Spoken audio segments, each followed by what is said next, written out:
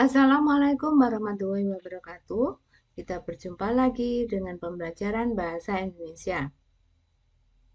Kali ini kita akan mempelajari tentang materi dasar dari bahasa Indonesia, agar nantinya kalian benar-benar paham dan mahir dalam pembelajaran bahasa Indonesia, sehingga tidak ada kesalahan berbahasa yang akan kalian jumpai nantinya.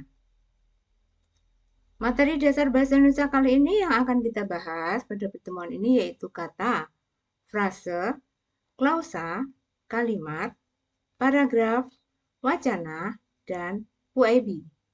Untuk lebih jelasnya, silakan simak penjelasan berikut ini ya. Kata, apa itu kata? Kita akan lihat bahwa kata adalah kumpulan beberapa huruf sebagai satuan terkecil yang memiliki arti atau makna yang ada di dalam KBBI. Jadi semua yang ada di dalam KBBI itu merupakan suatu kata, baik satuan sebagai morfem tunggal, misalnya batu, rumah, datang, atau gabungan morfem, misalnya pejuang, pasca panen, atau kemerdekaan. Jadi semua itu adalah termasuk jenis kata. Beberapa jenis kata yang ada di dalam KBBI diantaranya yaitu berupa kata benda. Apa kata benda itu? Nah, ternyata kata benda ada kata benda nyata yang bisa dilihat oleh mata, seperti kursi, meja, aku, kalian, dan lain-lain. Yang jelas harus bisa dilihat oleh penglihatan kita. Berikutnya, kata benda abstrak. Berarti tidak tampak di mata, tetapi terlihat oleh kata tersebut. Contoh, cita-cita, khayalan, impian, itu adalah jenis kata benda abstrak karena tidak bisa dilihat tetapi bisa dirasa. Jenis kata berikutnya yaitu kata kerja. Semua kata yang melakukan pekerjaan berarti termasuk jenis kata kerja. Berikutnya ada kata keterangan. Kata keterangan juga ada bermacam-macam. Kata keterangan waktu. Contohnya, kata kemarin, lusa, pukul 6 misalnya, dan lain-lain.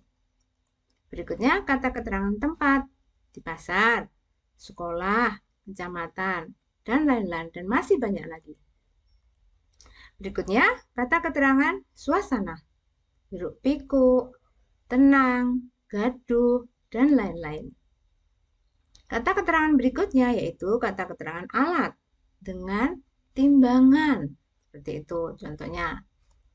Kata keterangan berikutnya yaitu kata keterangan tujuan. Contohnya, agar, supaya, untuk. Jadi, kata agar supaya tidak boleh digabung ya, karena itu adalah kata keterangan tujuan yang berdiri sendiri. Kita lanjutkan. Jenis kata berikutnya yaitu jenis kata ganti. Kata ganti juga ada beberapa, yaitu kata ganti milik. Ku, contoh, bukuku, bukumu, bukunya. Kata ganti orang, aku, dia, kamu, kalian, mereka, kita, dan kami.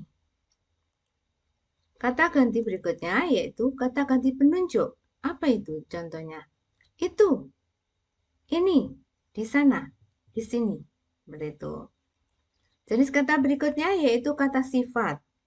Contoh kata cantik, indah, megah, dan lain-lain. Dan masih banyak lagi kata sifat. Kata berikutnya, kata bilangan. Nah, kata bilangan mulai angka 0 sampai tak terhingga. Termasuk di dalamnya selembar, sepucuk. Nah, itu berarti jenis kata bilangan. Kemudian jenis kata berikutnya kata depan. Kata depan di dalam bahasa Indonesia hanya ada 3, yaitu di, ke, dari. Yang menunjukkan tempat berarti penulisannya harus dipisah dengan kata yang mengikutinya. Kata berikutnya yaitu kata sambung atau konjungsi. Nah, ini macamnya juga banyak sekali. Ada penambahan, ada pemilihan, ada pertentangan, dan seterusnya. Yang sering kalian lihat, di situ ada kata dan, atau, sejak, meskipun, dan lain-lain. Kata berikutnya yaitu kata sandang. Apa itu kata sandang? Yaitu contoh kata si kancil, sang raja. Nah, itu. Yang terakhir yaitu jenis kata terakhir yaitu kata seru. Contohnya, amboy, wow, aduh, dan diikuti oleh tanda baca tanda seru. Nah, dari 10 jenis kata ini, kalau kalian hafal, bisa dijadikan satu akronim yaitu benkerket gansif bildep samsanser. Benda, keterangan, kerja, ganti, sifat, bilangan, depan, sambung, sandang, dan seru. Mudah bukan untuk menghafalkannya? Kalau hafal semua, maka jenis kata apapun akan tahu letaknya di mana. Pembahasan berikutnya yaitu frasa. Apa itu frasa? Frasa adalah gabungan dua kata atau lebih yang memiliki satu jabatan dalam kalimat. Bisa sebagai subjek, bisa sebagai predikat, atau objek, atau keterangan. Jadi, kumpulan dua kata tersebut hanya menduduki satu fungsi jabatan saja. Ya, saya ulangi, hanya sebagai subjek atau predikat atau objek atau keterangan. Contoh, si baju biru, rumah tangga, perumahan penduduk. Masing-masing ini terdiri dari dua kata atau lebih. Kalau ini 1, 2, 3. Ini ada 3. Yang rumah tangga ada 2. Perumahan penduduk juga ada 2. Nah, inilah yang dinamakan frase. Termasuk di dalamnya yaitu frase benda. Karena intinya adalah benda, yaitu baju. Si baju biru intinya baju mengandung berjenis kata benda seperti tadi, kata benda yaitu seperti tadi. Rumah tangga intinya berarti rumah termasuk jenis kata benda. Perumahan penduduk intinya yaitu penduduk termasuk jenis kata benda. Contoh frasa yang lainnya yaitu sedang makan, akan tidur, telah berangkat. Dua kata inilah yang disebut frase. Frase, meskipun tulisannya frasa ya, frase ini termasuk frasa kerja karena menunjukkan melakukan pekerjaan. Frasa berikutnya yaitu 8 ekor kambing, sehelai benang, selembar kertas. Nah, ini juga dinamakan frasa. Nah, ini namanya frasa apa? Frase apa? Frase bilangan, karena ada kata bilangan di dalam frase tersebut. Ada 8, sehelai, selembar. Itu berarti frase bilangan. Kita lihat ada frasa apa lagi? Dari sekolah, di masjid, ke pasar. Nah, ini termasuk jenis frasa depan karena dari, di, ke inilah inti dari frase ini, maka berjenis kata depan sehingga disebut frasa depan. Berikutnya, frase tadi pagi, kemarin sore, dan besok lusa. Termasuk frasa apa ya? Ya benar, termasuk frasa keterangan karena di sini ada keterangan waktu. Oke, setelah frasa paham, kita lanjutkan klausa. Apa itu klausa? Klausa adalah kumpulan kata dalam satuan gramatikal yang mengandung minimal satu subjek dan satu predikat. Satu subjek dan satu predikat. Mas ya, ingat-ingat.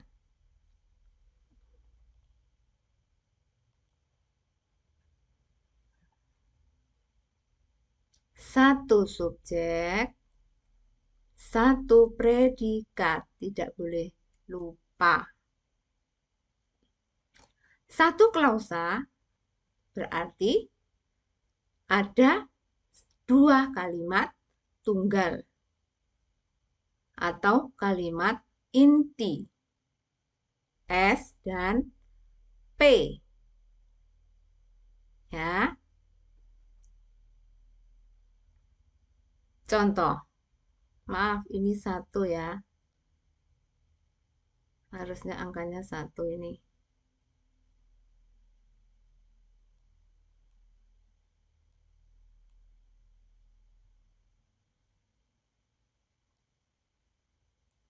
Oke, contoh.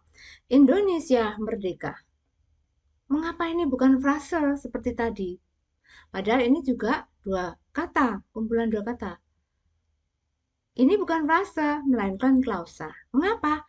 Karena Indonesia merdeka menduduki fungsi jabatan yaitu satu, Indonesia sebagai subjek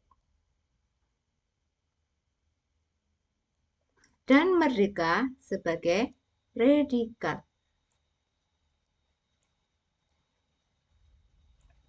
Nah, oleh karena itu, karena tadi pengertiannya satu subjek dan satu predikat, maka kata Indonesia merdeka termasuk klausa. Lagi, kesehatan menjadi tanggung jawab diri sendiri. Nah, ini ada satu klausa juga, karena ada kata kesehatan termasuk subjek menjadi tanggung jawab tadi ya, frase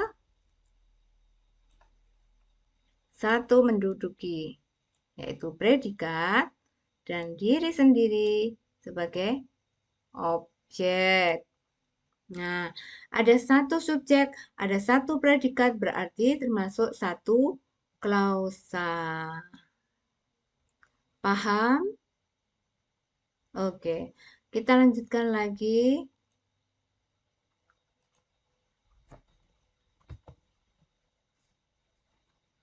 Oke, kalimat sekarang ya. Tadi frase paham, klausa paham, sekarang kalimat. Oke, kalimat tunggal. Kalimat tunggal itu sama dengan kalimat inti atau sama dengan satu klausa karena memiliki satu subjek dan satu predikat. Ingat, satu subjek dan satu predikat. Kalimat majemuk yaitu kalimat tunggal dan kalimat tunggal. Berarti kalimat tunggalnya ada dua. Berarti subjek predikatnya ada berapa? Ada dua juga, dua subjek dan dua predikat. Contoh, sejak PPKM diterapkan, maka pembelajaran dilakukan secara daring, termasuk kalimat majemuk bertingkat. Ya, mengapa bertingkat? Kenapa? Karena ada kata penghubung sejak. Ini menjelaskan bahwa waktunya itu tidak sama, sehingga disebutkan sebagai kalimat majemuk bertingkat. Paham? Contoh kalimat kedua. Semua kegiatan sekolah, kantor, perkantoran, atau pertokoan tidak diperkenankan bebas keluar masuk. Termasuk kalimat majemuk setara. Mengapa disebut setara? Karena kegiatan ini waktunya bersamaan. Jadi tidak ada jeda waktu.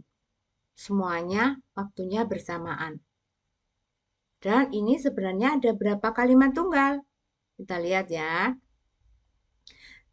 Semua kegiatan sekolah. 1. 2 subjek. Subjeknya yang kedua. Dan subjek yang ketiga. Predikatnya berapa? 1. Ini predikat. Predikat ya. Kemudian bebas keluar masuk termasuk pelengkap atau keterangan.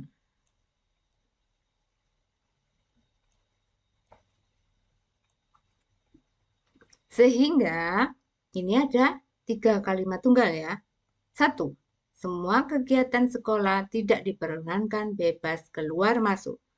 Kalimat kedua, semua kegiatan kantor tidak diperkenankan bebas keluar masuk. Ketiga, semua kegiatan pertokoan tidak diperkenankan bebas keluar masuk.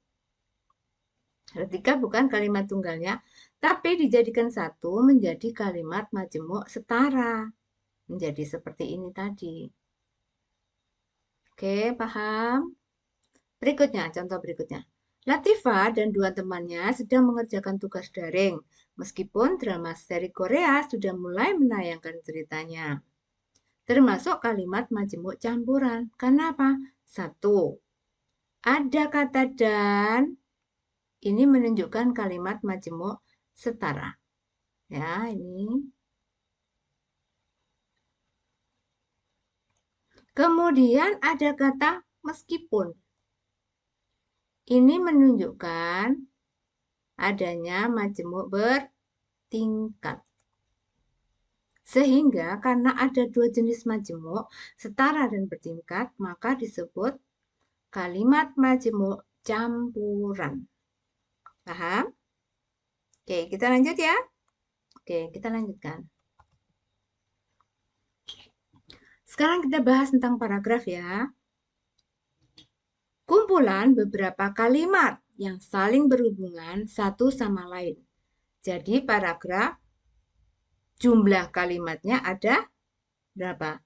Lebih dari 1. Lebih bagus lagi kalau ada gagasan pokok dan gagasan pendukungnya.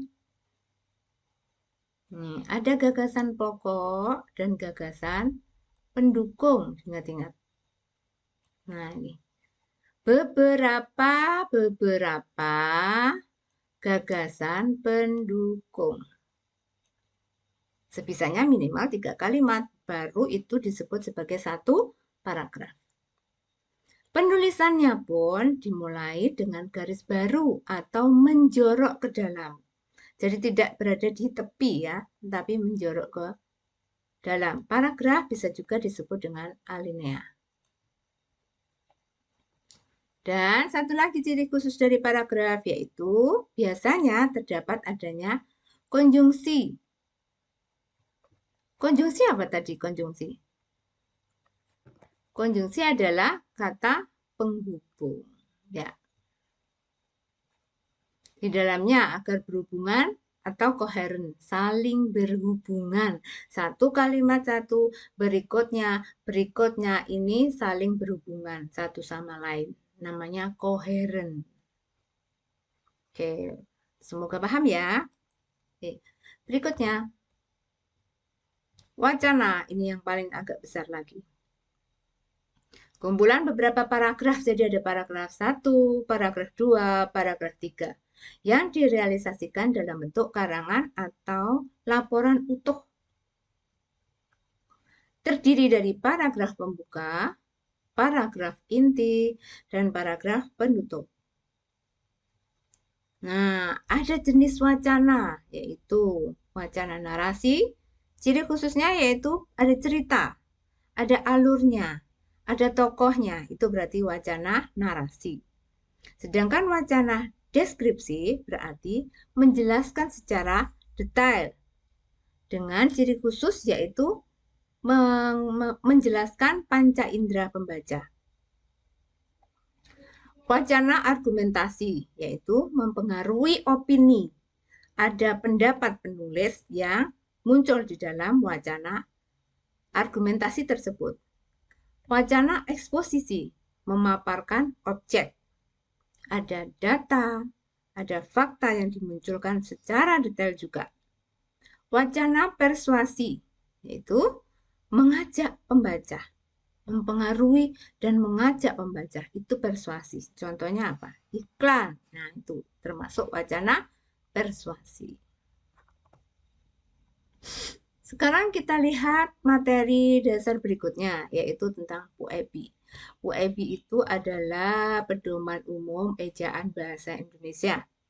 Nah, ini juga harus kalian kuasai dan benar-benar kalian pahami supaya pembelajaran bahasa Indonesia dan keterampilan bahasa Indonesia bisa baik dan benar. Kita lihat penjelasannya. Yang pertama, pemakaian huruf.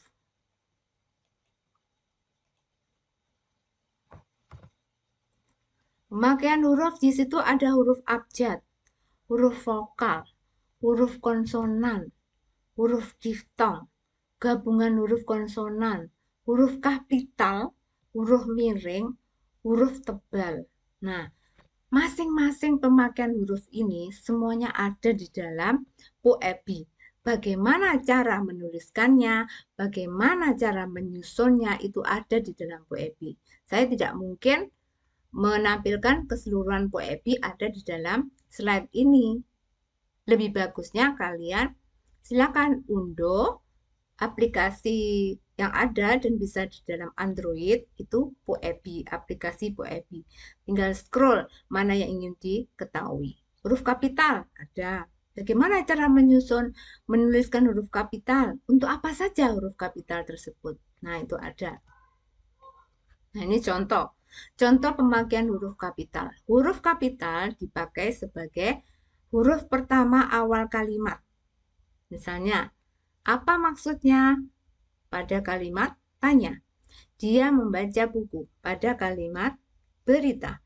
Kita harus bekerja keras pada kalimat berita. Pekerjaan itu akan selesai dalam 1 jam. Kalimat berita. Huruf kapital dipakai sebagai huruf pertama unsur nama orang, termasuk julukan. Ingat ya, contoh, Amir Hamzah. Nah, ini semuanya kapital. Kata yang pertama dan kata yang berikutnya kapital.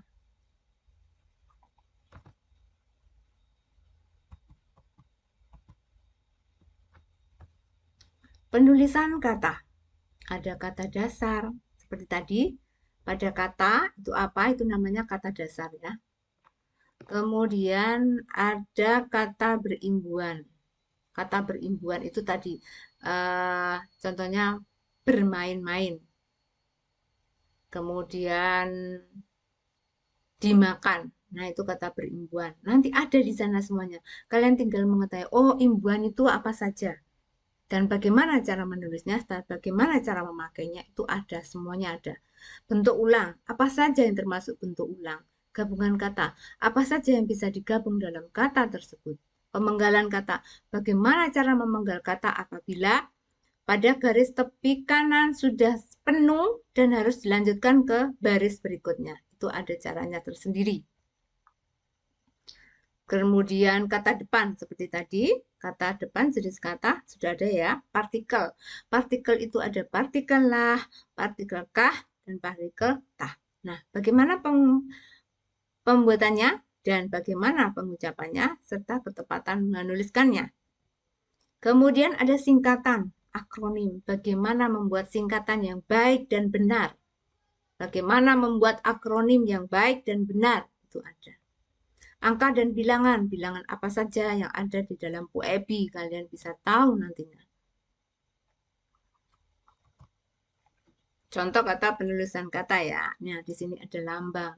Lambang kimia, singkatan, satuan. Bagaimana caranya? Nah, seperti ini. Mana yang ditulis huruf kapital? Itu juga ada. Akronim diri yang terdiri atas huruf awal setiap kata ditulis dengan huruf kapital tanpa tanda titik.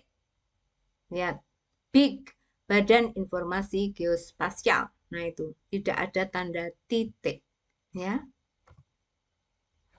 Pemakaian tanda baca. Nah, tanda baca di dalam Puebi banyak sekali. Ada tanda titik, tanda koma, tanda titik koma, tanda titik dua, tanda hubung, dan sebagainya. Semuanya ada di situ, dan bagaimana cara menuliskannya, semuanya juga ada. Kalian tinggal membaca dan mencari. Contoh pemakaian tanda baca. Tanda koma nih ya, yang sering kita lihat dan kita praktekkan. Di mana meletakkan tanda baca koma yang baik dan benar? Lihat, saya ingin membeli kamera, koma, tetapi uang saya belum cukup. Sebelum ada kata penghubung, maka tanda koma harus mendahulunya. Saya ulangi, sebelum ada kata penghubung, maka tanda koma harus diletakkan terlebih dahulu ya. Nah, seperti ini juga.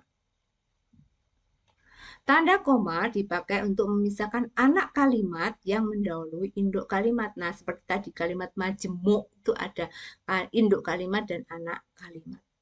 Kalau diundang, saya akan datang, termasuk kalimat majemuk bertingkat karena ada dua kalimat tunggal.